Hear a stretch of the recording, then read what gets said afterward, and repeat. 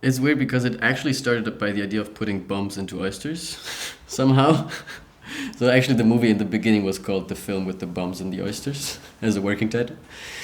And then, yeah, it just became a challenge for me as a filmmaker to tell a more complex story with different turning points in a very short amount of time, which also was because we didn't have so much time to shoot it. So I was writing the script in 10 pages to tell this story. Yeah, and then of course I was developing the characters a bit deeper, trying to figure out from what kind of point of view I want to tell the story because there are so many. Like who's my main character and who's the most interesting character, and then to develop kind of obviously to make it a bit more three-dimensional. How much it is possible, it's hard to say in this short amount of time, and to tell a long story like this. But yeah, so the idea came from just putting bombs and oysters, and then put characters around it, and who's gonna eat them in the end. Yeah, a lot actually, because I really like American Hollywood cinema actually, and I in the cinematography we were going very much for an American over the top look, to make it very Hollywood-ish cinematic. Also to fit it the kind of tone of the story, so it doesn't seem off because of the story is a bit over the top, and like the characters are not real, and it should be fun to watch, but at the same time it should immerse you so much that you don't fall out of the story in terms of cinematography and style. So we were going for a very rhythmic approach, and yeah, I think about lighting and stuff you're probably gonna tell a lot, right? Yeah. Yeah, actually, because it's funny because my whole way of being an artist actually led me here because I was, yeah, when I was dancing more and like choreographing more, I was starting to shoot these little, we call them concept videos in the dance world. From a perspective point of view, now I would say they're like short choreography, short films ish, because I put my choreographies into a scenario and into locations and try to direct the whole video so it gets almost like a story. Of course, I was also choreographing that it has a storytelling point of view in it. But yeah, I kind of wanted to dive deeper into this storytelling, not just for dance, because actually it was like a couple of weeks ago I like realized that I was writing scripts with choreographing because I didn't write down anything. I was just creating movement, and I was learning it by heart and teaching it to people, and then I was teaching it to my cinematographers. So it was basically the script, the choreography, and yeah, my whole family is very into films, and my mom actually told me like, why don't you want to study like directing and writing? And I didn't even know that this exists because for my brain at that time, films existed and they were not made, you know.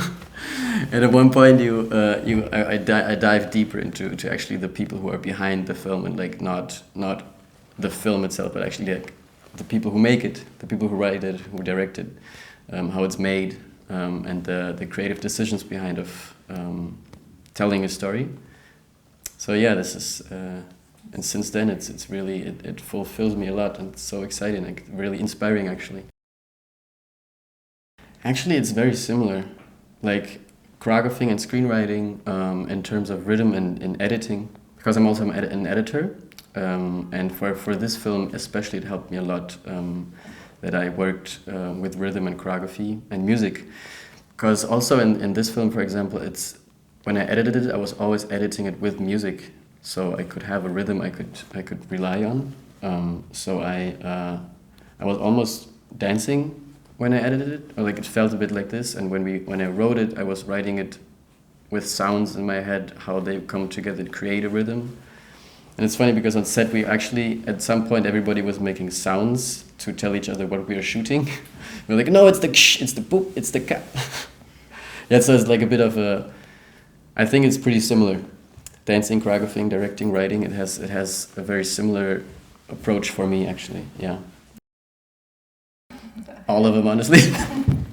Yeah, the thing is, so the school gave me 10 pages at max to write and 3 days to shoot. So I wrote this script as how do you say, raw as possible, so I could fit the whole story into 10 pages. It was a bit of like cheating. And then we got these 3 days to shoot this thing. So we had to plan very, very carefully what kind of shots we choose, because we were not able to shoot more than 8 to 10 shots per day. So it was a very precise way of working on set to be on time with each shot. And I think time was the most challenging part. Also, on top that we were working on a location that was that kicked us out after 8 hours every day, so we had to be in time. We didn't actually make it in these 3 days. We had the whole story covered after 3 days of shooting, and I was starting to edit it and was editing it for 2 months, and then I started to figure out. I was getting more interested in the whole sequence where the plan is explained, to kind of flesh it out a bit more. So I was putting in stock footages to find ways of extra shots we could still do, like reshoot it. So we actually got together for another day to shoot all these little things, inserts in the kitchen, to make this more rhythmic. For me, the most interesting scene, or like part, the thing is, the film is like 3, 4 scenes, but like sequence or part of this whole film, my favorite part of the whole film is when she spits the oysters, because the whole film is building up to this specific moment of a turning point that nobody should expect, that this is the whole idea of the plan, or maybe not the whole idea of the plan, because this specific part reveals everything of every character. Like, for example, the main character, the assassin, is he just a douchebag, or does he plan all of this, or is he just very good at improvising? And her understanding and being to react really fast to the situation, understand what he's trying to do, and actually playing with it. It shows also like the first time they connect to each other, and in the film it's actually the first time they touch each other too. It's like very. It's also, there's the physical part. I don't want to over exaggerate the whole thing, but it's like, I think the whole film leads up to this whole moment, to this very moment, and in terms of writing, it was written like, I was trying to write it very rhythmically, so people understand that this is going to be the rhythm of the scene, and we were editing it, the whole thing in our heads, like we were shooting it the way we're going to edit actually, and we wanted to have this big slow motion shot when she spits. We all knew there's going to be this big sound effect of poof, everything turns down, and then we were trying to figure out how we can get the bombs into her mouth to actually spit it.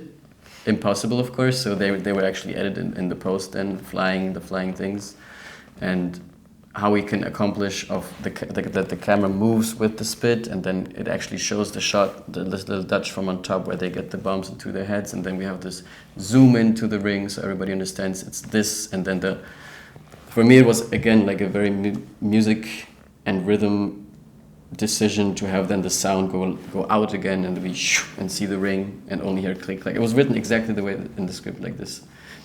So you managed to pull it off. That's yeah. impressive.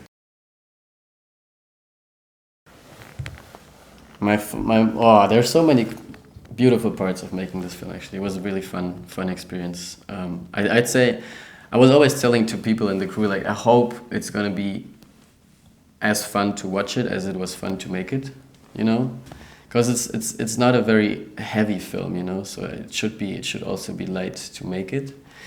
But I say my favorite part of making was actually making, because it was also my first time making a decoupage with my DOP, and like showing each other references and showing each other things we draw, you know, like the storyboards and stuff, and we sit together like late in the evening because we had seminars, like late in the evening to show us like, I saw this, we could shoot this, and then actually to be able to combine shots, or like to combine things, because we don't have enough time to shoot 2 shots, so we have to combine them, or like decide, or like how can we manage to make all these informations in this one shot.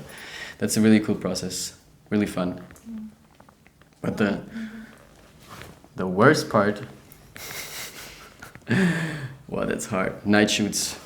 I would not recommend shooting at night. Yeah, if you can, always do night for day, or day for night.